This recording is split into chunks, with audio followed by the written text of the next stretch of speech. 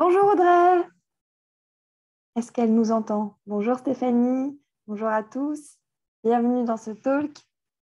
Aujourd'hui, on va parler de continence, d'acquisition de la propreté avec Audrey, notre infirmière clinicienne, qui est créatrice et directrice du centre Happy Mum and Baby et qui va pas tarder à nous rejoindre. Donc, je souhaite la bienvenue à tous. Si vous avez des questions, n'hésitez pas à les garder bien précieusement. Audrey va répondre à tout dans quelques secondes. Hop, on attend qu'elle arrive, qu'elle se connecte, et puis nous allons lancer cette discussion tout ensemble et tous ensemble.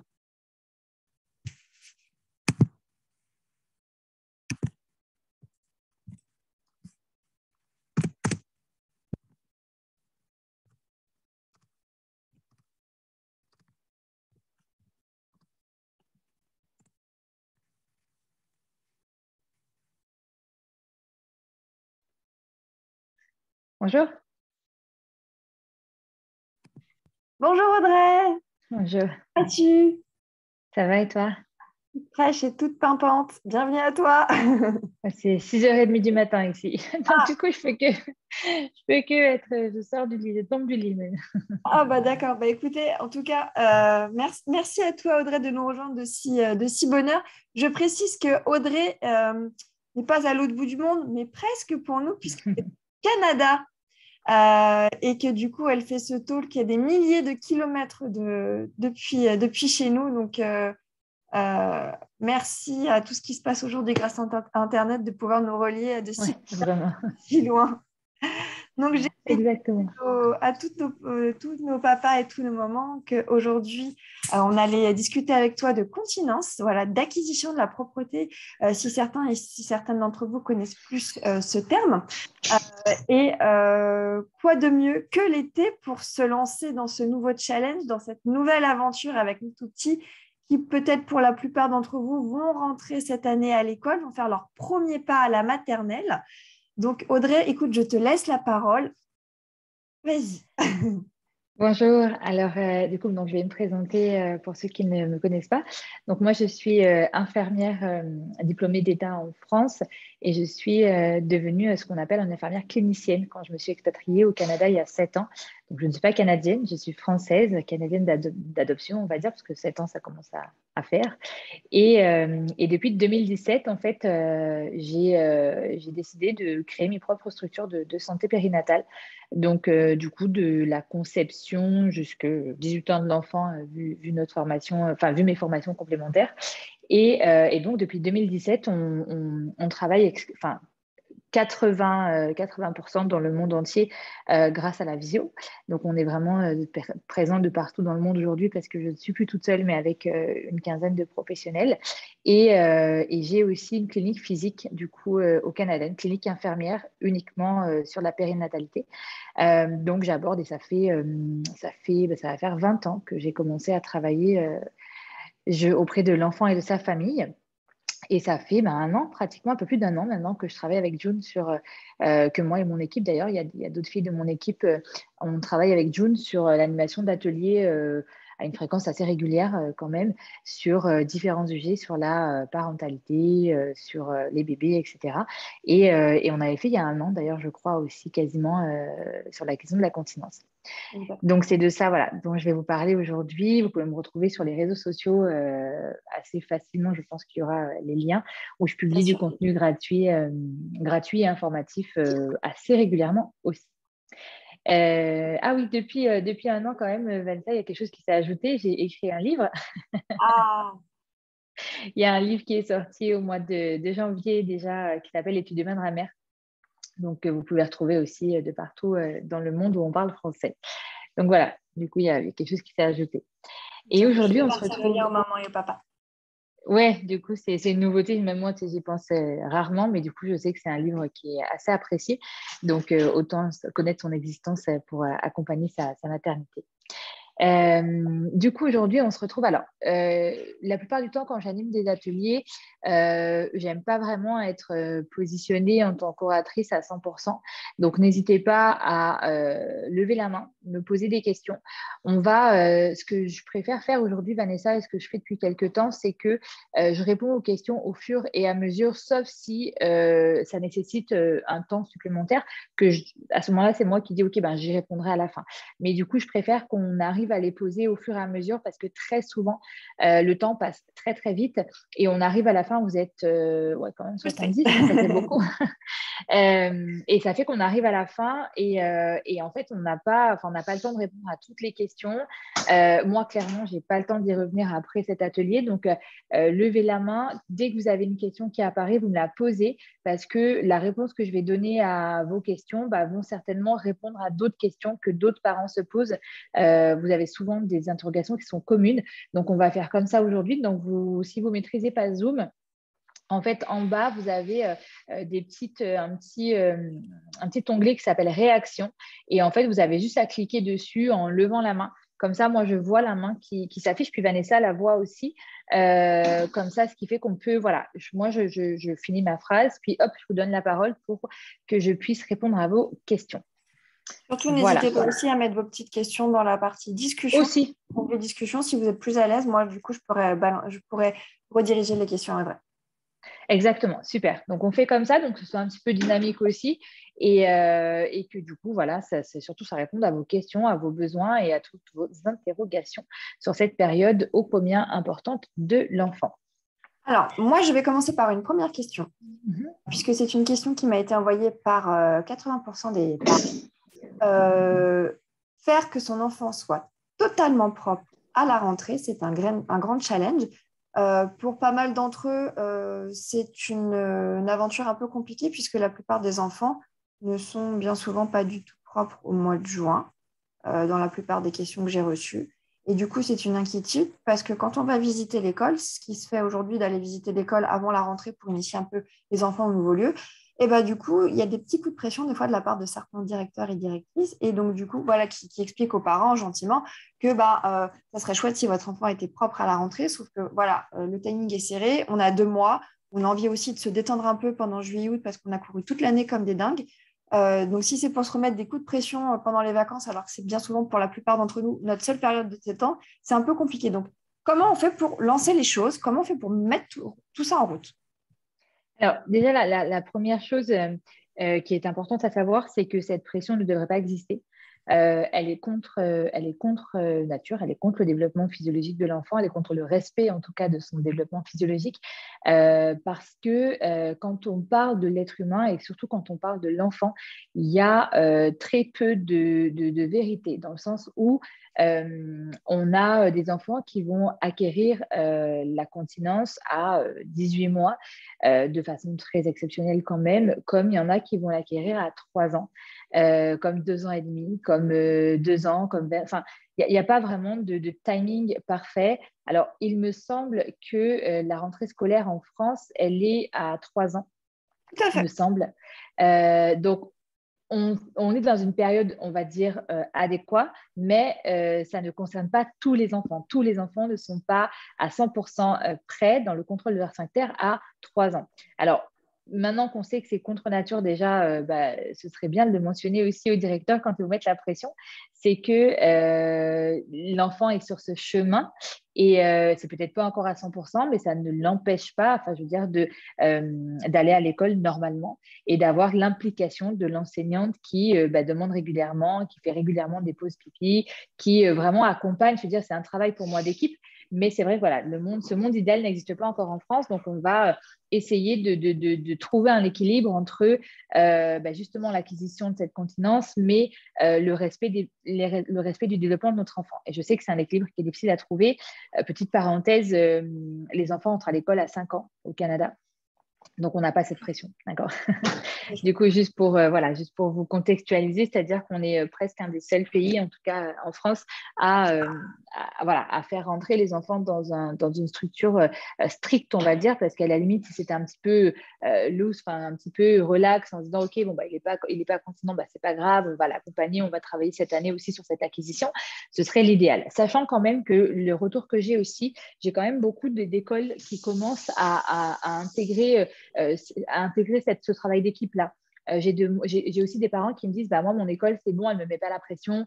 Voilà, on va travailler ensemble sur les débuts de l'année où on va vraiment, ils acceptent que l'enfant ne soit pas à 100% continent. Donc, je pense que d'ouvrir le dialogue et d'ouvrir la discussion avec l'école, ce serait quelque chose d'intéressant. Et en même temps, du coup, je vais vous expliquer un peu comment est-ce qu'on peut favoriser et surtout accompagner cette acquisition de la continence. Donc déjà, il faut savoir que le mot propreté, par exemple, c'est un mot que personnellement, je n'utilise pas et que beaucoup de professionnels d'ailleurs n'utilisent plus parce qu'en fait, un enfant ne devient pas propre, en fait. C'est pas il était sale, il devient propre. La propreté, c'est un terme qui est quand même assez erroné quand on veut qualifier finalement ce passage dans la vie d'un enfant. Ce passage dans la vie de votre enfant, il fait partie de son développement psycho-affectif, neurologique, neuromoteur. C'est vraiment tout un mécanisme qui va se mettre en place, autant dans son développement intérieur, parce qu'on a besoin d'avoir un enfant qui va être quasiment à 100% en confiance avec les parents qui l'accompagnent. Alors, parents ou pas parents, parce que moi, je parle toujours de répondant aux besoins, parce que des fois, on a des enfants qui sont placés dans des foyers, on a des enfants dont c'est la famille qui s'en occupe, on a des fois des parents qui n'arrivent pas, de par leur activité, à être présents à 100% avec leur enfant. Donc, la personne qui répond en priorité aux besoins de son bébé, eh bien, c'est elle un petit peu qui va accompagner cette période. Alors, s'il y en a deux, s'il y a papa et maman, tant mieux. S'il y a maman, tant mieux. Papa, tant mieux. Mais si c'est des répondants, eh bien, du coup, c'est la même chose. Donc, des fois, on a les services de garde, on a les nounous, on a les grands-parents. On a toutes les personnes qui vont finalement répondre aux besoins de l'enfant, qui vont être impliquées dans cette période.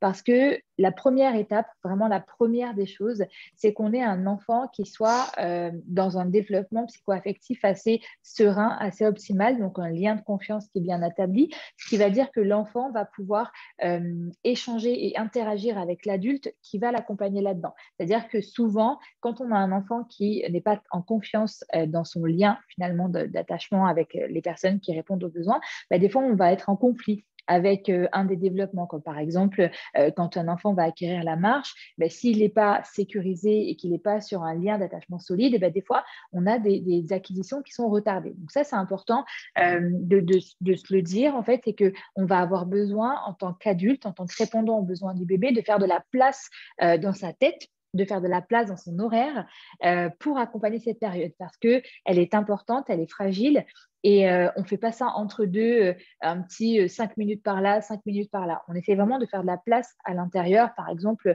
je ne sais pas, je vous dis n'importe quoi, mais si vous déménagez, c'est peut-être pas le bon timing.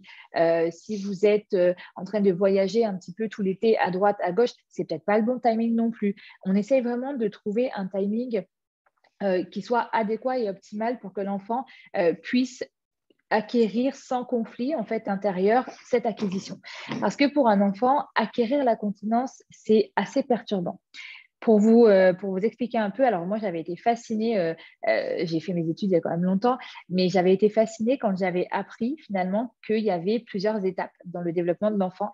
Et une fois qu'on sort de la phase de latence, donc la phase de bébé avant 18 mois, 18 mois, 24 mois, 24-18 mois, on passe dans ce qu'on appelle la phase anale en fait. C'est-à-dire qu'à ce moment-là, il va se passer quelque chose dans le développement du corps de votre enfant, surtout neurologiquement, qui va lui permettre les capteurs de la vessie vont être actives. Donc, en fait, elles vont se mettre à marcher et à détecter finalement la vessie pleine. Donc, il y a des petits capteurs. Donc, je vous image vraiment la chose pour ne pas vous faire un cours scientifique. Vous allez avoir en fait des petits capteurs qui vont dire OK, là, le réservoir, il est plein. Donc, on va envoyer en fait finalement un message au cerveau qui va dire OK, j'ai besoin d'aller vidanger finalement cet endroit-là. Donc, il y a des sphincters qui font qu'on ne fait pas toujours pipi sur nous, parce que sinon, si on n'avait pas ce contrôle de nos sphincters, on serait toujours en train de faire pipi sur nous. Donc, on a des sphincters qui sont très fermés, qui ferment l'orifice. En fait, les sphincters, il n'y en a pas que dans la vessie.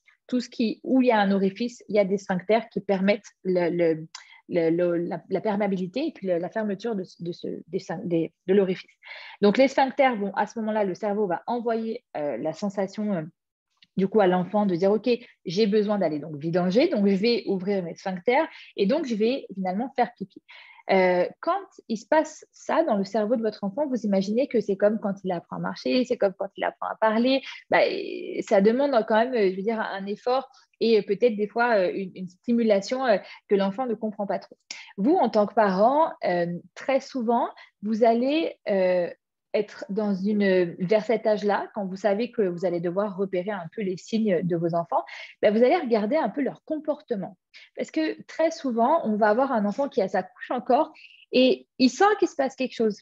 Son comportement, il change un peu en fait. Soit il s'arrête, il est en train de jouer, puis il s'arrête et il y a quelque chose qui se passe, donc les yeux révulsent un petit peu. Enfin, il a une attitude en fait qui change. Donc, si vous êtes vraiment dans une position d'observation de vos enfants, vous allez voir qu'il y a quelque chose qui se passe. Et à ce moment-là, essayez de matérialiser, de verbaliser ce qu'il est en train de se passer avec lui.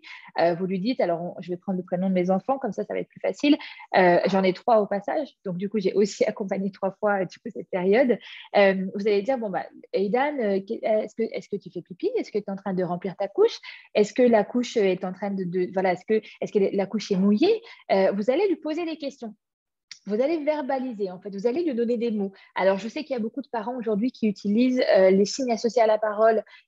Vous allez pouvoir, par exemple, aussi intégrer le signe pipi. Alors, je suis désolée, je ne le connais pas, mais du coup, je sais qu'il y a des gens aussi sur les réseaux, sur Internet, qui vous donnent ces signes-là. D'ailleurs, il faudrait que je l'apprenne. Donc, le signe pipi, en fait, vous lui faites, par exemple, le signe pipi. Et puis, vous allez répéter ça. C'est-à-dire que vous allez vraiment être observé. Vous allez vérifier. Vous allez dire, OK, pipi, Aidan, on va aller voir s'il y a du pipi dans la couche.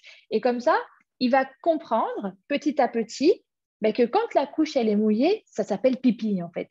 Donc, on va pouvoir, donc ça c'est vraiment la toute première étape. C'est toute première étape qui est très subtile et qui demande, comme je vous disais tout à l'heure, de la place dans votre tête. Parce que si vous êtes prise, alors le télétravail à bannir par exemple, moi j'haïs le télétravail, je trouve que ça a été un gouffre pour les parents psychiques parce que finalement on est là mais on n'est pas là. Donc, par exemple, on prend vraiment du temps. On essaye de voir aussi si on sait que son enfant, une fois qu'il a bu son biberon, qu'il a été allaité le matin ou qu'il a mangé, que généralement on change sa couche, elle est toujours pleine, c'est une période où on va peut-être être un peu plus en interaction avec lui pour essayer de capter ce moment-là et vraiment mettre des mots dessus.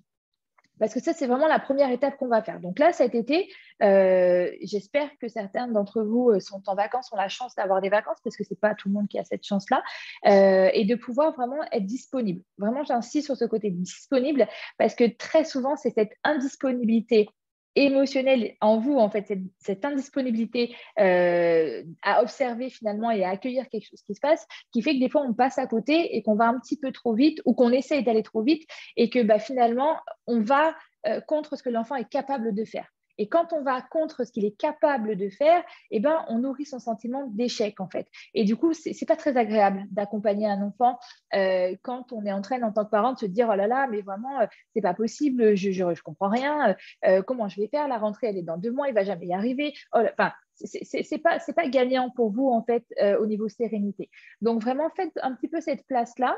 Vous pouvez prendre un cahier pour l'instant. Je ne peux pas vous demander à tout le monde quel âge ont vos enfants, parce que ce serait trop long, mais si vos enfants commencent à partir de 18 mois, on va dire, prenez un cahier, 18 mois, 2 ans, et notez les heures de pipi et les heures de caca de vos enfants. Et vous allez observer une certaine régularité. Et une fois que vous aurez observé cette régularité, vous allez pouvoir peut-être dire, OK, je sais que moi, c'est 11 heures, oublie ça, 11 heures, c'est bon, entre 11 heures et midi, il y a son pipi, il y a son caca. Et vous allez à cette période-là, être plus attentive.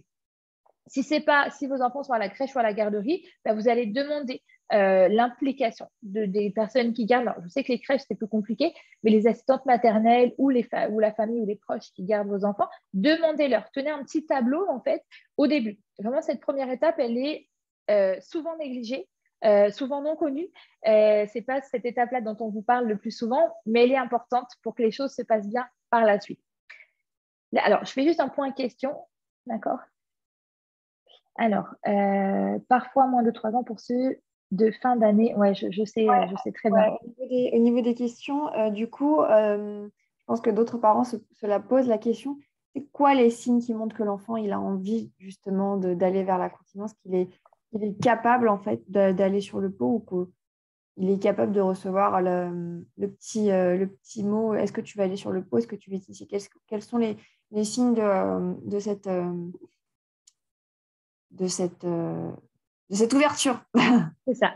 Alors justement, c'est ce que je disais juste maintenant, c'est que dans un premier temps, vraiment, on va essayer de ne pas attendre de méthodes ou de techniques toutes faites. Parce que si je vous dis que théoriquement, votre enfant, il est capable d'aller sur le pot et de faire pipi, en tout cas, il est capable d'acquérir la continence quand il monte les marches d'un escalier, quand il verbalise le pipi, quand il verbalise le caca, ben, sincèrement, ça va vous mêler, ça va vous embrouiller, parce que ce n'est pas tous les enfants qui arrivent à monter les marches d'un escalier qui arrivent à contrôler leur sphincter.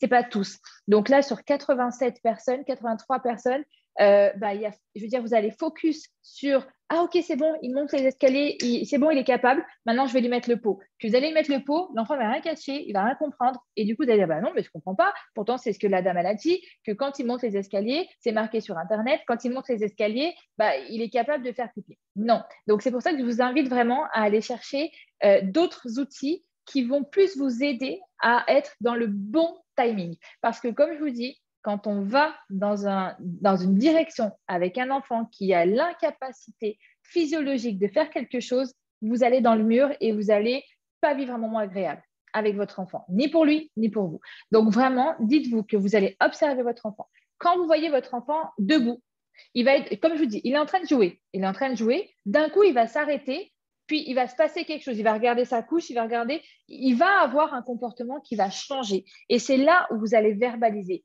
Tu es en train de faire pipi? Est-ce que la couche, elle est mouillée? Regarde, on va aller voir si la couche, elle est mouillée. Là, vous allez faire ça, c'est la première étape. On arrive à la... Alors, donc ça, il faut vraiment le comprendre, cette période d'observation qui est cruciale, qui est vraiment cruciale pour que vous soyez dans le bon timing, encore une fois. Ça, c'est important. Bon timing égale capacité neuromotrice égale succès dans l'accompagnement de la continence de son enfant. Donc, ça veut dire que quand vous allez installer le pot, vous n'allez pas perdre 1 an à lui mettre un pot dans sa routine alors qu'il n'en a rien à faire parce qu'il va s'asseoir dessus et qu'il ne va rien se passer. Vous allez être, je veux dire, dans un bon timing, vous allez proposer le pot à votre bébé et là, vous allez avoir quelque chose parce que vous allez connaître votre bébé et comment il fonctionne, à quel moment il fait pipi, à quel moment il fait son caca. Et comme ça, vous allez accompagner cette période-là. Et en plus, vous allez sécuriser votre enfant parce que vous allez lui proposer quelque chose à un moment où finalement, eh bien, il est capable de faire son pipi. Vous n'allez pas lui proposer ni trop tôt ni trop tard parce que vous avez vu que quand il fait pipi dans sa couche, ça y est, il capte en fait. Il a compris qu'il se passe quelque chose. Alors oui, vous allez pouvoir commencer votre phase d'observation quand il monte les marches d'un escalier, quand il commence à dire pipi, quand il commence à dire caca, quand vous voyez qu'il est dérangé, quand il commence à enchaîner plusieurs mots. Ça, c'est des petits sites qui vont dire, OK, attends, on va commencer l'observation, on va commencer à voir qu'est-ce qui se passe. Comment il réagit quand sa couche elle est mouillée, d'accord? Parce qu'il y a des enfants, je peux vous assurer que même pendant 2 ans, 3 ans, ils s'en foutent complètement que leur couche elle soit mouillée et vous allez les mettre sur le pot, ils vont rien comprendre parce que pour l'instant, ils sont même pas gênés. Il faut un minimum de gêne pour être capable de dire, ouh là là, je vais contrôler tout ça parce que je suis pas bien quand je suis mouillée dans ma couche. Donc, quels sont les signes? Donc, c'est ça. Ouais, au niveau des... Après, ensuite, c'est un peu comment passer de cette phase à on lui propose le pot à il est capable tout seul de le réclamer, en fait. Alors, la première étape, observation. Comme je vous dis, observation. Deuxième étape, une fois qu'on a notre petit cahier de se dire, ah ok, moi j'ai vu que mon bébé, son pipi, c'est régulièrement à cette heure-là, son caca, c'est régulièrement à cette heure-là, je vais installer des routines. Je vais installer des routines de pot, c'est-à-dire que je vais lui proposer, autour de cet horaire-là, donc à une demi-heure près, de s'installer sur le pot. C'est-à-dire, je dis, voilà, la couche, elle va être mouillée, peut-être que tu as envie de faire pipi, viens, fais pipi dans ton pot. Donc, vous allez mettre en place une routine. Alors, 2 solutions dans la routine. Soit c'est vous qui décidez du rythme à laquelle votre enfant va éliminer, va contrôler ses sphincters. Ce n'est pas la meilleure solution. Soit vous accompagnez votre enfant avec les notes que vous avez prises et l'observation que vous avez faite. C'est-à-dire que vous allez être beaucoup plus proche de son rythme d'élimination parce qu'il s'agit d'éliminer, en fait. Donc, vous allez être beaucoup plus proche de son rythme à lui. Donc, vous allez, dans la première solution, proposer le pot à votre enfant. Donc, petit pot, vous pouvez aussi, pour certains enfants, le mettre directement sur la cuvette avec un réducteur.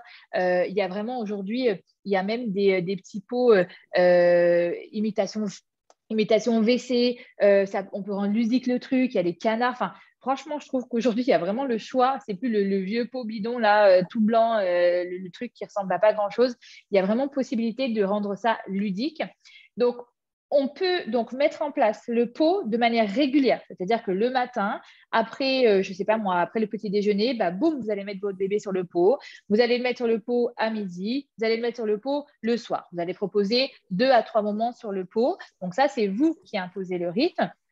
Et vous verbalisez. Vous dites, voilà, ben regarde, c'est pour pas mouiller ta couche. Tu sais, tu peux faire pipi là-dedans. Mais si l'enfant, moi, ce que je trouve compliqué, c'est que souvent, on se retrouve avec des parents à parler de pipi et de caca à leur enfant alors qu'ils ne savent même pas ce que c'est. C'est-à-dire qu'on n'a même pas verbalisé, on n'a même pas identifié ce qu'était le pipi et le caca. C'est-à-dire qu'on n'a jamais montré à l'enfant que le pipi, c'est quand la couche, elle est mouillée. Le caca, c'est quand on nettoie les fesses avec les lingettes. Donc, c'est pour ça que l'étape d'avant, de verbalisation des choses, elle est importante parce qu'il va savoir de quoi vous parlez quand vous allez le mettre sur le pot et pipi. Il ne s'agit pas de se lever un matin et dire « ça y est, il est prêt, boum, je le pose sur le pot, il va faire son pipi ». Non, ce n'est pas vraiment comme ça que ça marche. Et ce serait parfait si ça marchait comme ça. Notre vie serait beaucoup plus simple. En tout cas, ce serait une période plus facile. Mais malheureusement, l'être humain ne fonctionne pas comme un robot. Donc, l'idée, c'est vraiment de se dire je vais l'aider à identifier ce qu'est le pipi. Je vais l'aider à identifier ce qu'est le caca. Et une fois que je l'ai aidé à identifier, je peux aussi utiliser les histoires. Je peux utiliser les petites histoires, des histoires autour de l'acquisition de la continence.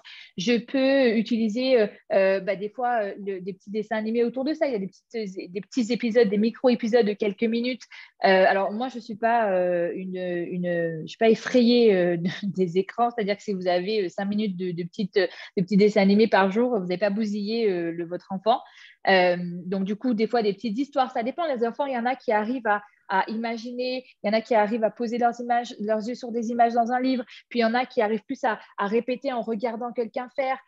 Selon la maison, si vous êtes pudique, pas pudique, selon les règles, votre culture, vos règles de la maison, vous pouvez aussi amener votre enfant dans les toilettes quand vous faites pipi, le fait d'entendre le pipi couler. Vous voyez, vous pouvez l'aider en fait à visualiser et à comprendre ce que c'est avant de le mettre sur le pot. Une fois que c'est fait, donc petite routine. Donc, j'impose ma routine si je n'ai pas le choix, ou alors si j'ai le choix, si je suis à la maison, si je suis plus tranquille, je suis le rythme de mon enfant en fonction du petit cahier que j'ai tenu. Et à ce moment-là, je lui propose le pot. Si j'ai vu qu'à 11h du matin, c'était là qu'il faisait son pipi, à 10h30, je vais peut-être lui dire, tiens, on va laisser ça sur le pot. Puis, au lieu de faire pipi dans la couche, on va le faire dans le pot. Comme ça, après, boum, on va le mettre dans les toilettes. On va dire bye-bye au pipi. Ça, voilà. Et après, si on a remarqué que c'est un autre pipi à 15h, pareil, on va le remettre sur le pot à 15h, on va le dire, et puis on va vraiment l'accompagner là-dedans. Mais on connaîtra en fait son rythme d'élimination. On a tous presque les mêmes, on a un rythme qui est quand même assez régulier d'élimination, vos enfants aussi. Ce qu'on n'oublie pas de faire, c'est de récompenser son enfant. C'est-à-dire qu'il faut comprendre que jusqu'alors, le pipi et surtout le caca sont une partie de lui-même. C'est-à-dire que quand il va faire pipi dans sa couche, ça fait partie de lui, en fait. C'est-à-dire que comme son caca, ça fait un peu partie de lui. Quand il va mettre son pipi ailleurs que dans la couche, ou surtout son caca ailleurs que dans la couche, c'est peut-être difficile à comprendre, mais c'est comme si c'est séparé d'une partie de lui-même, en fait. Et du coup, c'est hyper compliqué pour lui. Ça peut être vraiment très traumatisant pour un enfant il y a quelque chose qui est parti de moi, puis il s'en va en fait. Je veux dire, il ne fait plus partie de moi. C'est une période qui génère beaucoup d'anxiété chez certains enfants, qui va les fragiliser un petit peu émotionnellement. Donc, on n'oublie pas la récompense et on n'oublie pas de dire, de rendre ça ludique, encore une fois. Viens, on dit bye-bye au caca. On peut montrer le circuit du caca ou du pipi pour certains enfants où c'est très angoissant de voir ça partir. On lui montre, regarde, il va aller là. Puis après, on fait la mer, par exemple, juste histoire de simplifier les choses. On ne va pas faire le circuit des égouts parce que je pense pas qu'ils comprennent. Mais du coup, voilà, juste, il passe dans un tuyau. Puis après, regarde, il va dans la mer. Puis si c'est un bébé et un enfant qui a déjà vu la mer, tu te souviens quand on était à la mer, on montre les photos, ben, c'est là où il va ton caca. Vraiment, on simplifie les choses, hein. Comme je dis, on ne va pas lui expliquer la nappe phréatique, patati patata. On y va vraiment simple. Donc, en fait, voilà, on va vraiment essayer de lui montrer tout ça, que dans sa petite tête, où il est en plein dans l'imaginaire, où il est en plein dans les connexions d'images dans son cerveau, ben, ça puisse prendre du sens, ça puisse faire du sens. Et donc, ça puisse l'aider à vivre ce moment beaucoup plus sereinement et donc favoriser son apprentissage. Donc là, on était à la deuxième étape, donc on était vraiment sur l'installation de la routine.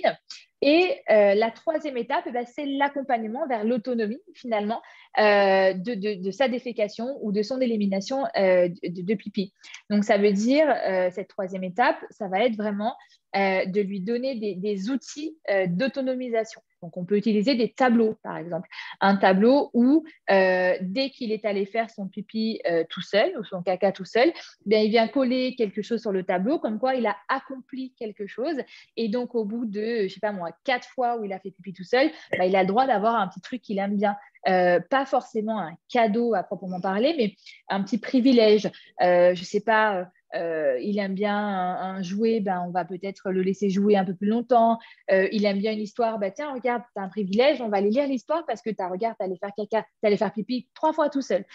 Donc, on n'oublie pas cette partie récompense. On n'oublie pas cette partie de donner de l'intérêt finalement à l'enfant d'aller vers ce chemin de l'autonomie, de ne pas banaliser la chose. Ça va être vraiment quelque chose de gagnant aussi pour vous parce que ça va stimuler l'envie de l'enfant de se diriger vers cette autonomie parce que il y a un intérêt, parce que quand vous lui offrez un privilège, lui, il fait sécréter certaines hormones positives comme l'ocytocine, comme des hormones un peu de plaisir.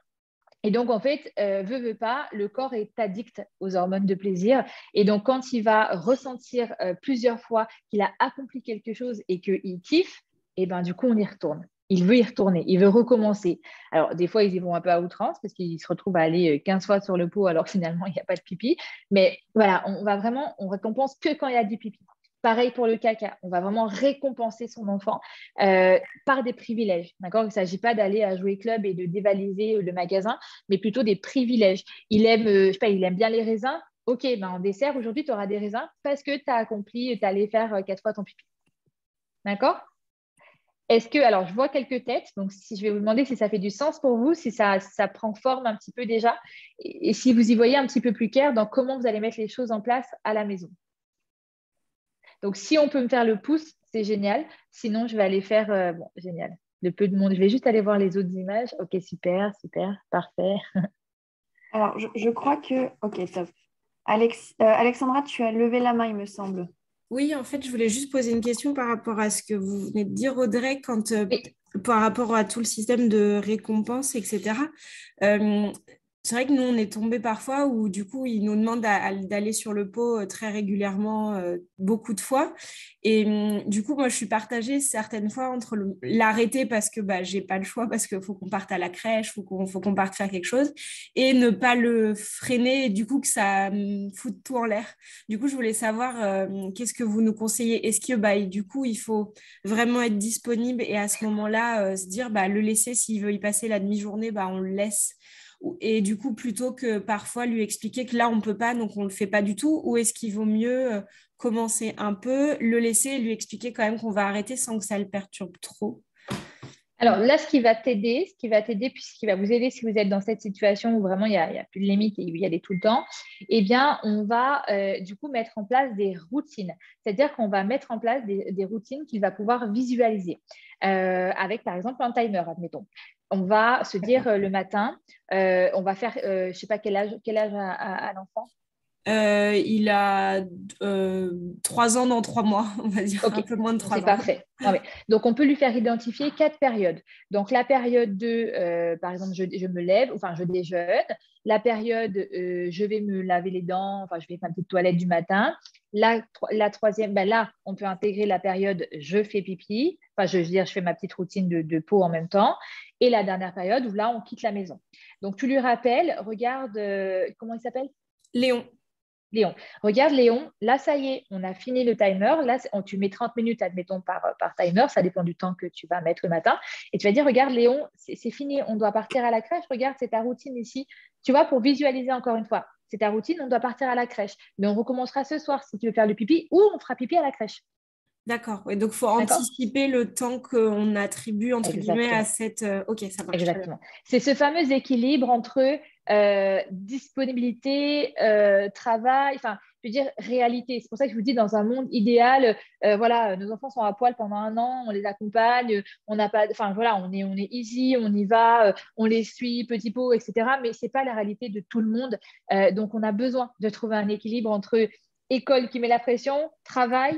Enfin, tu vois, donc cet équilibre-là, on va le trouver avec des outils qui vont délimiter un petit peu, qui vont aider l'enfant à se repérer dans le spatio-temporel et donc qui vont lui dire, regarde, tu mets un timer, tu mets 30 minutes par période, puis quand la période est finie, boum, on passe à l'autre période et comme ça va l'aider en fait à rythmer et finalement à contrôler aussi ses sphincters, avec finalement les conditions réelles de votre vie et votre contexte de vie. Donc tu lui dis, ok, il y a combien de trajets entre la crèche et la maison?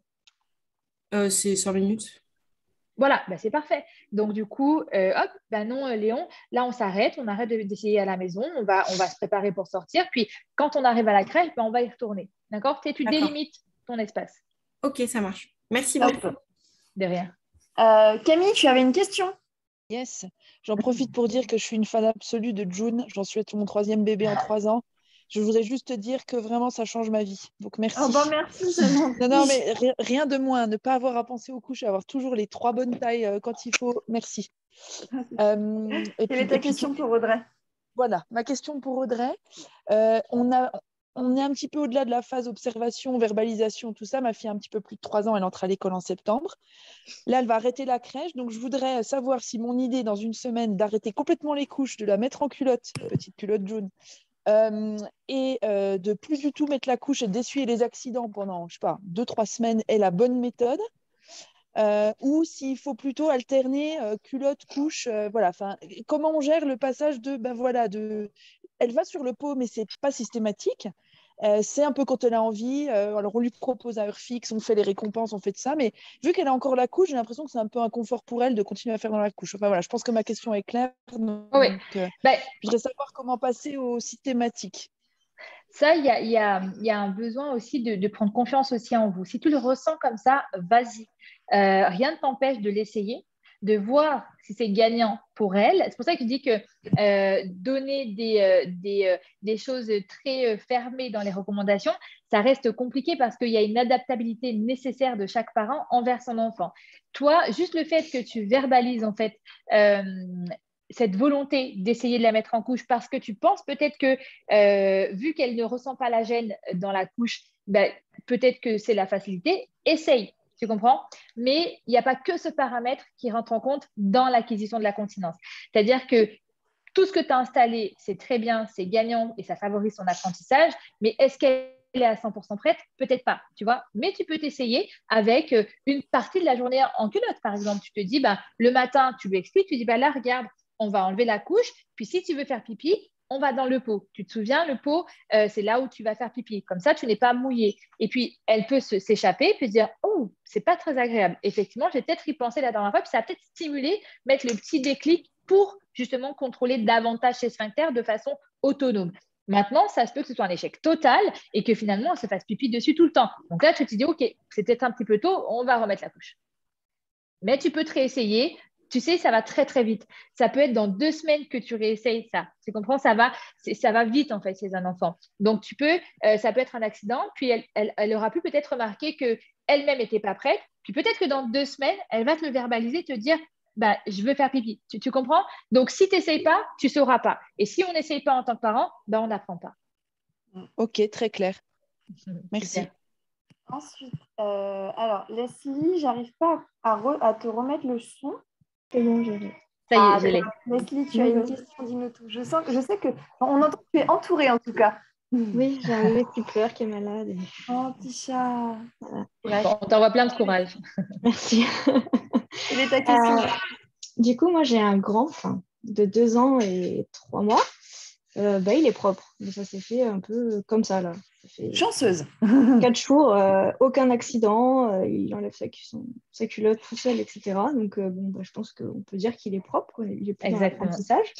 Et du coup, ma question, c'est pour les siestes et le dodo. Savoir quand lui proposer, sachant que les siestes, les couches, elles sont quasi sèches. En tout cas, il y a un tout petit pipi, mais la nuit, il fait ses 12 heures de nuit. Donc, à quel moment est-ce qu'il faut que je lui propose? Est-ce que j'attends encore un peu? Parce que là, ça fait 1 semaine, mais en fait, j'ai pas d'accident. Enfin, il n'y a vraiment pas d'accident, quoi. C'est exactement ce que tu as dit. Si ta couche, elle est sèche après la période de dodo, tu peux tenter de l'enlever ou tu peux tenter de mettre des couches culottes très fines. Enfin, je crois que June fait ça aussi. Oui. Des couches culottes voilà, qui sont comme des culottes, mais qui vont absorber s'il y a des accidents. Ça peut être la première étape. Et puis après, ta dernière étape, ça va être d'enlever carrément tout. Prépare quand même, mets un drap. Tu sais, il y a des draps en espèce de plastique. Ouais, voilà, c'est ça. Une alaise dessous.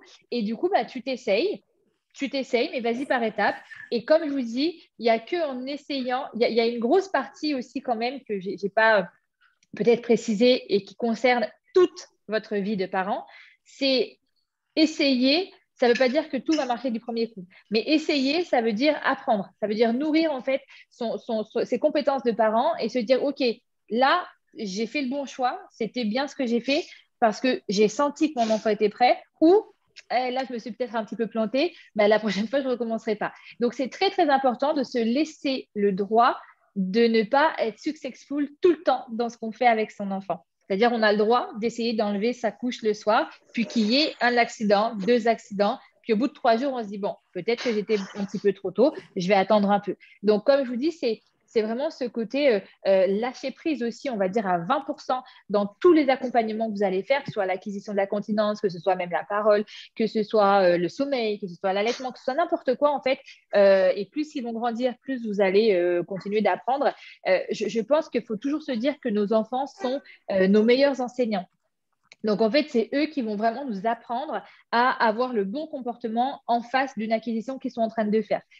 Donc, essaye-toi, comme la maman d'avant, essaye-toi, ça fonctionne, c'est génial, tu as hyper senti le truc, ça ne fonctionne pas, c'est pas grave. Et accepter qu'il peut y avoir des périodes de régression. Ça peut exister aussi. On peut avoir super, mon bébé en 1 semaine, il était propre. Peut-être que dans 2 semaines, il va te refaire des pipis dans sa après, c'est pas bien Tu grave. comprends? Je m'y attendais pas, Mais déjà. disons que déjà, on est sur le bon chemin. Voilà, je peux tester la sieste et la nuit plus tard, par exemple, parce que je sais que la sieste d'abord. Ouais, d'accord. Mais tout à l'heure, tu m'as dit que la sieste avait un peu de pipi. Ouais, mais des fois, elle est sèche, ou des fois, c'est vraiment très léger. Enfin, je pense qu'il y en a un, mais c'est très léger, quoi. Donc... Essaye. Tu vois, moi, je t'ai dit la nuit, parce que la nuit, tu m'as dit, elle est sèche pendant 12 heures. Non, la nuit, non, justement. La nuit, non. Comme il fait 12 heures, j'ai peur, en fait, de... Mais elle est sèche ou pas, sa couche? Non, je crois pas. Le matin, il y a un pipi dans la couche? Oui, il y a un pipi dans la couche. Okay. Donc, on n'est pas encore bon. Ne pas oublier d'aller lui faire son pipi avant d'aller se coucher le soir. Ouais, d'accord. En fait, on fait le bain et après, il va au lit. Et du coup, après le bain, s'il fait pipi avant d'aller au bain, s'il lui réclame après le bain, mais souvent, du coup, après le bain, il va au dodo directement. Réessaye peut-être, tu vois. Réessaye peut-être, mais sans le forcer. Vraiment sans le forcer. Oui. Voilà. Ah non, mais c'est tranquille, il rentre à l'école l'année prochaine, donc on s'y attendait pas du tout. Parfait. Merci. Super. Laure, est-ce que j'ai bien désactivé? Oui. Super. Je pense que c'est bon. Bonjour. Alors, moi, ma question, c'est pour ma fille Ivy, qui a 2 ans et demi, là, qui rentre à l'école au mois de septembre. Donc, elle fait bien pipi sur le pot. Il n'y a pas de souci pour ça. En journée, elle est en culotte. C'est juste pour caca, en fait. Elle refuse de faire caca sur le pot, alors qu'elle avait déjà fait 1 ou 2 fois avec son papa, mais il y a quelques mois, en fait. Elle l'a fait 1 ou 2 fois, elle a arrêté. Et là, maintenant, donc pipi, c'est OK. Et caca, elle ne veut pas faire sur le pot ni sur les toilettes. Donc, elle nous demande une couche culotte pour faire caca. Elle sait bien identifier ces moments-là, donc on lui met. Mais j'aimerais savoir, du coup, qu'est-ce qu'on peut faire pour l'aider à aller faire caca sur son pot ou sur les toilettes. J'en profite pour compléter ta question, Laure, juste pour Audrey. En effet, moi, j'ai eu cette question, j'allais te la remonter de la part de beaucoup de parents pour qui c'est facile, entre guillemets, de lancer le pipi sur le pot, mais les selles, c'est une toute autre discussion, c'est une toute autre aventure. Et c'est assez compliqué pour pas mal d'entre nous, dans le sens où bien souvent, il y a pas mal d'enfants qui soit ne sentent pas, soit n'ont pas envie, soit ont peur. Et donc, du coup, on peut leur faire caca dans le pot. Alors, comme je disais tout à l'heure, le caca, c'est plus compliqué parce que le caca, c'est encore plus une partie de bébé, en fait. C'est encore plus une partie de bébé. Et donc, en fait, c'est encore plus difficile pour l'enfant de se séparer de cette partie-là. Alors, on va beaucoup utiliser les images, on va beaucoup utiliser les histoires, on va vraiment essayer d'être sur le renforcement positif. Mais par contre, sincèrement, pour être très honnête avec vous, ça peut prendre un petit peu plus de temps le caca.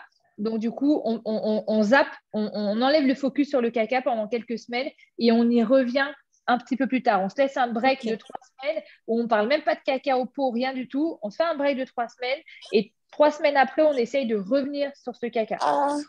D'accord. J'en profite juste. Du coup, c'est pareil pour aller faire pipi à l'extérieur. Quand on n'est pas à la maison, en fait, je pense qu'elle se retient et qu'elle refuse de faire pipi tant qu'on n'est pas rentré à la maison. C'est arrivé du coup qu'elle se fasse pipi dessus. Donc, c'est pareil là. Qu'est-ce qu'on peut faire pour l'aider? Mais ça, c'est pareil. Alors, ce serait, je ne sais pas si vous bougez beaucoup, mais comme je disais tout à l'heure, cette période d'acquisition, c'est une période où on va limiter un petit peu les déplacements, on va limiter les choses. Alors, je ne sais pas où est-ce que c'est exactement qu'elle ne fait pas pipi, mais par exemple, si vous allez partir chez des amis, par exemple, amenez son pot. D'accord, ouais. D'accord. Amener ces choses à elle, en fait. Tout ce qui concerne son petit rituel de pipi, amenez-le là où vous êtes. D'accord, ok. D'accord. Super, merci beaucoup. De rien. Ensuite, alors Alex, dis-moi, est-ce que c'est OK pour le son? Est-ce que tu peux parler? Oui, vous m'entendez? Oui, bienvenue, enchantée. Merci. Ma question, du coup, elle rebondit un peu sur celle de la Sur maman. celle de Laure? Parce que ma fille, elle n'est pas propre. Ça n'a pas l'air de l'intéresser, mais elle va faire pipi sur le pot si elle n'a pas fait pipi dans sa couche le matin, ce qui est déjà bien. Et par contre, elle a la phobie des endroits publics. Donc, même pour changer sa couche dans un restaurant ou dans un centre commercial, ça a toujours été très compliqué parce qu'elle a peur. Et donc, c'est des pleurs et tout. Et la seule fois où elle m'a demandé au mois de mai d'aller aux toilettes pendant les vacances et que je l'ai amenée aux toilettes de plage, j'ai même pas pu rentrer en fait parce qu'elle a peur. Et du coup, je sais pas quoi faire, ça va être un handicap. Si je vais essayer là pendant les vacances, on va faire un road trip, ça va être trop bien, mais je vois pas comment je peux combiner les deux. Et elle a bientôt 2 ans et demi. Et du coup, alors, ça va peut-être, le road trip, vous allez dans quoi? Dans un camping-car, dans une caravane? Non, en Italie, on aura 4 spots et on prendra la voiture et on va être dans des endroits différents à chaque fois. Donc, c'est peut-être pas la bonne période, c'est ça? Ouais. Okay. Reprends des couches avec toi quand même. Comme je l'ai dit, c'est des couches culottes là. Elle n'a pas le déclic, mais le truc c'est que si elle a le déclic mais qu'à l'extérieur je peux rien faire, je vois pas comment je peux l'aider à être propre. Ça prend du temps en fait. Ça demande d'être en confiance vraiment. Même à 150% pour être capable d'aller à l'extérieur. Et puis après, je pense que ça fait partie aussi de son caractère. Elle doit être peut-être sensible au changement, sensible au bruit peut-être un petit peu. Donc en fait, si tu veux, cette hypersensibilité, tu ne peux pas grand-chose en fait. Ça va prendre du temps de s'acclimater, de s'adapter. Alors l'idéal, c'est encore une fois d'amener tout ce qui concerne son pot, sa routine, etc. et de garder les mêmes rituels, de garder la même routine, peu importe dans l'endroit où tu es, mais dans tes attentes, je pense que tu vas devoir du coup les mettre au plus bas parce que tu vas le faire parce qu'elle est capable, mais tu vas pas attendre grand-chose parce que le contexte ne se prête pas on va dire, à un accueil optimal de cette période. Donc, d'accord. Par contre, dès que tu reviens, mets en place ce que je t'ai dit tout à l'heure, tu vois, la routine d'élimination. Utilise les histoires. Moi, j'aime vraiment beaucoup les histoires avec les enfants. Voilà, et les tableaux. Et vraiment les tableaux d'élimination, c'est aussi quelque chose. Alors, moi, j'avais trouvé un truc, mais je ne crois pas qu'en France, ça existe. Mais il doit y avoir des trucs forcément, ou même faites-le tout seul. C'était à chaque fois, en fait, que ça y passait une période sèche, en fait, on mettait une culotte, en fait, il y avait des petites culottes, puis on mettait des culottes, et au bout de 4 culottes, et ben, il y avait enfin, essayez de trouver un petit peu des astuces comme ça, mais comme je disais tout à l'heure, moi, je suis très honnête là-dessus, je ne vends pas du rêve, jamais. En période de déplacement comme ça, c'est compliqué. C'est comme le dodo, c'est comme tout est perturbé un petit peu, et cette acquisition, bah oui, elle est perturbée aussi. D'accord, bon, bah, merci beaucoup, c'est De gentil. rien. Ça viendra doucement, t'inquiète pas. C'est ça. Anne, est-ce que le son est OK? Est-ce que tu peux... Normalement, c'est bon.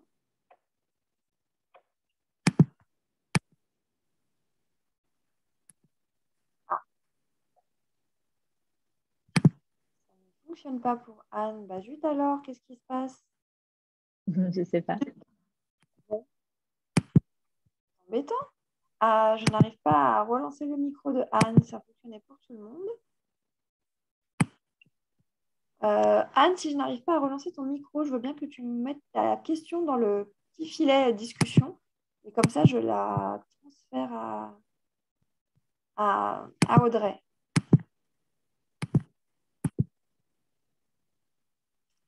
Pareil pour Alexia. Eh bien alors, ah non, Alexia, ça fonctionne. Bonjour Audrey, bonjour tout le Bonjour. monde. J'avais une petite question concernant donc, mon fils qui a eu 3 ans, donc il n'est pas du tout propre, mais ça commence. C'est-à-dire que donc là, tout à l'heure par exemple, il m'a appelé, il est allé aux toilettes tout seul, il a fait caca. De temps en temps dans la journée, il va y aller tout seul. Mais du coup, ma question, c'est j'ai peur que si il ait plusieurs accidents dans la journée, ça le bloque. Oui, effectivement. Dans ces cas-là, tu vas anticiper et tu vas toi-même lui demander très souvent, est-ce que tu as envie de faire pipi? Est-ce que tu vas aller faire pipi? Est-ce que tu vas aller faire... Tu sais, tu lui demandes quasiment, tu te mets un rappel sur ton téléphone. Et comme ça, tu vas... si tu veux, éviter un petit peu, anticiper les éventuels accidents. Et ce qui fait que, comme tu dis, ça ne le bloquera pas. Mets-toi un rappel sur ton téléphone toutes les heures et demie à peu près. Ce qui fait que toutes les heures et demie, tu vas aller faire toi un petit rappel. Est-ce que tu vas aller faire pipi? Est-ce que tu vas aller faire caca? Alors, les petits garçons, souvent, ils se tiennent le zizi. Ils se mettent les mains proches du zizi, là, et on sent qu'il se passe quelque chose. Genre, ils vous regardent, ils mettent la main sur le zizi, puis ils disent, OK, tu vas aller faire pipi. Voilà. Ou alors, quand ils veulent faire caca, des fois, ils se tortillent. Même ça, les petites filles le font aussi. Ils vont pas tenir en place un peu. Alors, c'est drôle parce que je sais pas si vous avez des animaux, mais les chiens font pareil. Les chiens, quand ils font caca, ils tracent dans la maison comme ça. On sent qu'il se passe quelque chose qui est oulala. Et tu leur ouvres et boum, ils vont faire leur caca. Donc, en fait, il se passe vraiment quelque chose. Parce qu'en fait, qu'est-ce qui se passe quand on a envie de faire caca? L'intestin en fait va se rétracter en fait et va pousser un petit peu ce qu'il a poussé dehors, et souvent ça va faire des guilis un petit peu dans le coin de l'anus. Donc en fait souvent ils vont se tortiller, ils savent qu'il y a quelque chose qui veut sortir, mais c'est comme ils savent pas trop ce qui se passe. Donc tu sais, repère son comportement, et si tu vois qu'il se tortille un peu ou qu'il commence à mettre la main vers son zizi et qu'il est en train de réfléchir à qu'est-ce que je fais, propose-lui, tu vois, anticipe. Et mets-toi un rappel. Quand c'est comme ça, quand ils vont tout seuls, mais que c'est pas encore régulier, on va les aider en anticipant et en nous-mêmes, on leur dit, est-ce que tu vas faire pipi? Viens, on va essayer. Moi, souvent, ce que je fais aussi avec les enfants, c'est, enfin, du coup, qu'on accompagne là-dessus à la clinique, c'est de leur demander s'ils veulent pas, attends, on va juste vérifier s'il y a encore du pipi dans ton ventre. On va juste aller vérifier s'il y a encore du pipi dans ton ventre. Voilà, comme ça, s'ils veulent pas, on va pas dire qu'on fait pipi, juste on va vérifier s'il y a du pipi dans ton ventre. Et tu les laisses une seconde ou deux sans qu'ils forcent, parce que c'est important pour le périnée de ne pas faire en sorte qu'il force. Ah oui, en fait. D'accord, ok. Voilà, parce que du coup, ça détend le périnée, autant pour les garçons que pour les filles. Et du coup, c'est pas pour plus tard, hein, là on pense à plus tard, c'est pas quelque chose de génial. Donc, on va vraiment éviter qu'ils aillent forcer à faire pipi. Donc, on dit, on va juste vérifier s'il y a des pipis dans ton ventre. Il n'y en a pas. OK, c'est bon, on s'enlève du pot. Mais tu vois, vraiment sous forme de jeu, quoi. Ok. Merci beaucoup et merci pour De rien. tout ce que tu fais sur Instagram. C'est vraiment génial. Merci. Merci, Alexia. Merci, à bientôt. Au revoir. Merci, au revoir. Du coup, on va, je pense, terminer avec une question, puisque je vois que l'horloge va comme Déjà l'heure. tourne tout le temps à une vitesse phénoménale. C'est Anne, fou. tu avais une question. Oui, est-ce que vous m'entendez? Oui, on t'entend parfaitement. Ah, super. Excusez-moi, c'est la première fois que j'utilise cette application. Tu vas faire ce joli entretien. Dis-nous. Super, je suis heureuse. Alors, bonjour à tout le monde. Audrey, je voulais vous demander, mon fils a 2 ans et demi. On a commencé à aller, enfin, il a commencé à aller sur le pot quand il avait à peu près 2 ans, 2 ans et 1 mois. On avait acheté un pot, ça l'a intéressé. Il a commencé à faire pipi régulièrement pendant à peu près 1 mois, je dirais, sur le pot. Et après, il n'a plus voulu en entendre parler. J'ai compris que ça n'avait pas l'air d'être le moment parce que j'ai essayé de retirer la couche et quand il faisait pipi sur lui, il pleurait. Il hurlait, il a fait ça quelques fois et puis après quand il a refait pipi sur lui, donc il avait juste le petit slip, quand il a refait pipi plusieurs fois sur lui, bah, il s'en rendait pas spécialement compte et il n'avait pas spécialement envie d'aller sur le pot de faire cette association. Ensuite on a arrêté, j'ai arrêté, je suis repassée à la couche et de temps en temps quand il a envie il y va avant le bain, le pot est accessible donc il y va, il fait un peu comme il veut mais bon on va dire que ça fait un moment qu'il n'y va plus. Et en fait, il sait ce que c'est le pipi, il sait ce que c'est le caca, parce que quand il fait caca toujours après manger. Donc après le repas du midi, après le repas du soir, il m'appelle, il me dit caca maman, il voit ce qu'il y a dans sa couche, il sait ce que c'est le caca, il sait ce que c'est le pipi, puisqu'il sait le verbe, il sait le dire. Seulement, il n'est pas gêné, il n'a absolument, il n'a aucune gêne de se faire pipi dessus ou caca, il peut rester avec.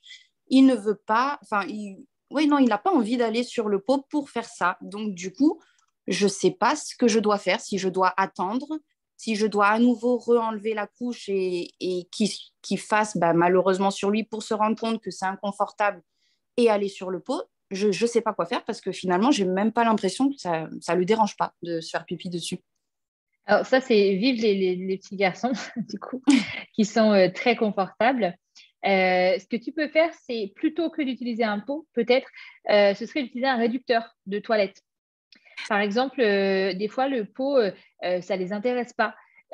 Donc, en fait, tu peux tout de suite le faire passer sur le toilette, en fait, ou un réducteur, ou des fois même, pour rendre le truc encore plus ludique, si tes toilettes ne sont pas trop hauts et que c'est possible, lui faire pipi debout. Des fois, chez les petits garçons, en fait, c'est la position assise. Des fois, ils ont une vessie qui se place, en fait, et qui, assis, ça bloque, en fait. Donc, on peut essayer de lui faire debout si c'est pas trop haut. Sinon, assis dans les toilettes, parce que du coup, ils sont moins pliés. Quand ils sont sur le pot, ils sont un peu pliés, là, avec les genoux un peu en haut. Donc, du coup, peut-être essayer de le mettre sur les toilettes. Peut-être que ça peut être intéressant. Je pense pour ton coco, ce serait de mettre en place le tableau de routine de pipi avec le tableau de récompense. Comme ça, ce que tu peux faire, c'est que tu peux stimuler. En fait, je pense que des fois, il y a des enfants qui ont besoin d'avoir de la stimulation, d'avoir de l'intérêt à faire quelque chose pour que le reste suive. Donc, essaye avec ton garçon vraiment d'aller mettre… franchement, je ne connais pas toutes les marques en France de ce qui se fait, etc. Je sais, moi, souvent, je suis avec une marque qui s'appelle Mimi Bergamote, mais je ne sais pas du tout si elle fait des trucs pour le pipi, mais je suis sûre que ça existe. Tapez sur Internet tableau acquisition de la continence ou tableau propreté, parce que c'est comme ça qu'on l'appelle. Et essaye de faire ça. Mais c'était une idée déjà que j'avais suivie sur vos réseaux. Je l'ai fait. Enfin, c'est quelque chose qu'on a fait nous, un papier, pipi, caca, des gommettes de toutes sortes. Je lui ai toujours fait coller les gommettes. Il était super content. Jusqu'au moment où ça ne l'a plus intéressé. Pour le réducteur, je n'ai pas essayé. Je vais le faire. Ouais, essaye ça.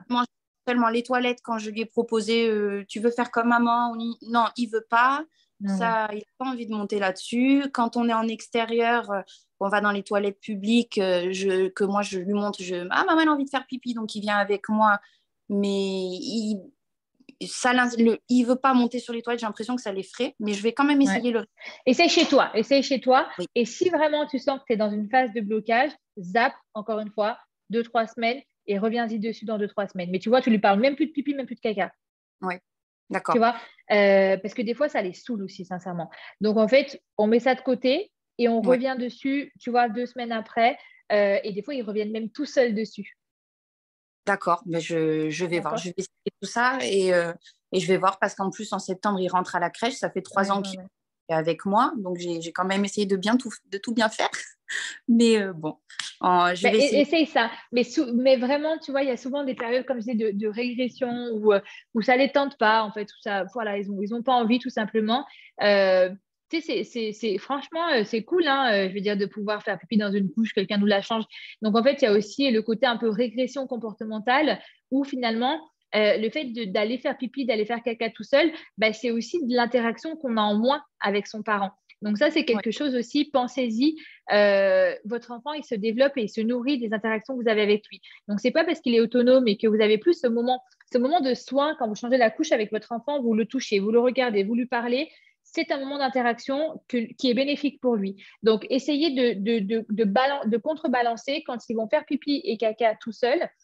Eh bien, essayez de compenser avec des moments d'interaction un peu plus importants avec votre enfant parce que finalement, lui, concrètement parlant, au niveau affectif, il n'a pas d'intérêt à être autonome s'il n'a plus d'interaction avec vous, si c'était un peu l'interaction qu'il avait avec vous obligatoire. Parce que même si vous n'avez pas l'impression, quand vous changez vraiment votre couche à votre enfant, c'est un soin que vous faites, c'est une réponse à un besoin que vous faites et c'est de l'interaction que vous avez avec vos enfants. Et vos enfants, en fait, de l'interaction, que ce soit le changement d'une couche, se fâcher ou autre, c'est de l'interaction. Donc, c'est des hormones qu'ils reçoivent et c'est vraiment un lien qu'ils créent. Donc, en fait, s'ils ont de moins en moins, finalement, dès qu'ils commencent à faire pipi, caca au pot et qu'ils ont de moins en moins cette interaction parce que puis finalement, on ne vient plus nous changer la couche, on n'a plus ce côté un peu maternage, on va dire, de la part du parent, parentage, et quel intérêt j'ai à faire ça si j'ai perdu quelque chose? Je retourne en arrière parce que je préfère quand on me change la couche, parce que moi, je préfère quand ma mère, elle me parle, parce que je préfère quand elle interagit avec moi, parce que je préfère… Voilà, on prend soin de moi. Donc, essayez de compenser, de rajouter des moments d'interaction avec vos enfants, câlin, massage peut-être, des choses vraiment où on va plus changer la couche, mais quand même interagir et nourrir le réservoir affectif de nos enfants. D'accord. Merci. Merci. Merci Anne. Écoute, sur ces mots de la fin. Oh, c'est fou, ça passe trop vite. Avec cette question qu'on termine aujourd'hui notre talk de cet été. Je vous remercie à toutes et à tous d'avoir participé, d'avoir pu interagir avec Audrey. C'était vraiment hyper enrichissant. On a appris plein de choses. Moi, je vous souhaite un très, très, très, très bel été. J'espère que vos petits loups, du coup, la continence, ça se passera bien, que vous aurez de belles surprises et que vous allez pouvoir avoir de jolis souvenirs. Et puis, surtout, n'hésitez pas à nous envoyer des petits mots cet été pour nous dire comment ça se passe, à nous dire si tout va bien. Voilà, envoyez des petits messages à Audrey, à m'envoyer des petits messages. Vous pouvez nous-mêmes nous envoyer par Instagram, par Facebook, par MP, comme vous voulez. Voilà, surtout, donnez-nous des nouvelles, ça nous fera super plaisir. Ouais. Même si vous avez mis en place des choses que je vous ai dites, dites-moi. Et puis moi, je vais essayer. Alors, je ne suis pas très active sur les réseaux ces derniers temps, mais je vais essayer de vous partager des outils dont j'ai parlé. Je vais essayer de demander à Camille, du coup, ma collaboratrice, qu'elle cherche un petit peu ce qui se fait en France, parce qu'elle est en France, et que je puisse vous le partager, en fait, parce que vraiment, c'est loin pour moi en tant que maman parce que moi, mes enfants sont plus grands. Et de deux, en fait, j'ai pas le time d'aller à la pêche à ce qui se fait du coup. Mais je vais demander à Camille de faire ça, et même de te les envoyer à toi si tu veux faire dans ta newsletter pour leur envoyer et voir ce qui se fait. Du coup, comme ça, moi, je les partagerai aussi sur mon compte en story ou quelque part. Je vais essayer de faire du contenu autour de l'acquisition de la continence. Super. Mais sachez qu'en tout cas, le replay du talk sera disponible sur le site. C'est ça qu'on m'a demandé. Je vais répondre. Voilà, on va le mettre en ligne. On vous fera une petite newsletter post-talk avec un petit récapitulatif des articles que j'avais sur lesquels avec Audrey on avait collaboré. Donc du coup, vous aurez en plus toutes les clés avec vous avant de partir et puis pour continuer cet apprentissage. Donc vous aurez tout dans une jolie petite newsletter qu'on est en train de vous préparer avec la team June, avec la super team. Et puis moi, je vous retrouve pour un prochain talk, normalement au mois d'août. On vous en dit plus très très bientôt, ne vous inquiétez pas, mais c'est encore de très jolies surprises.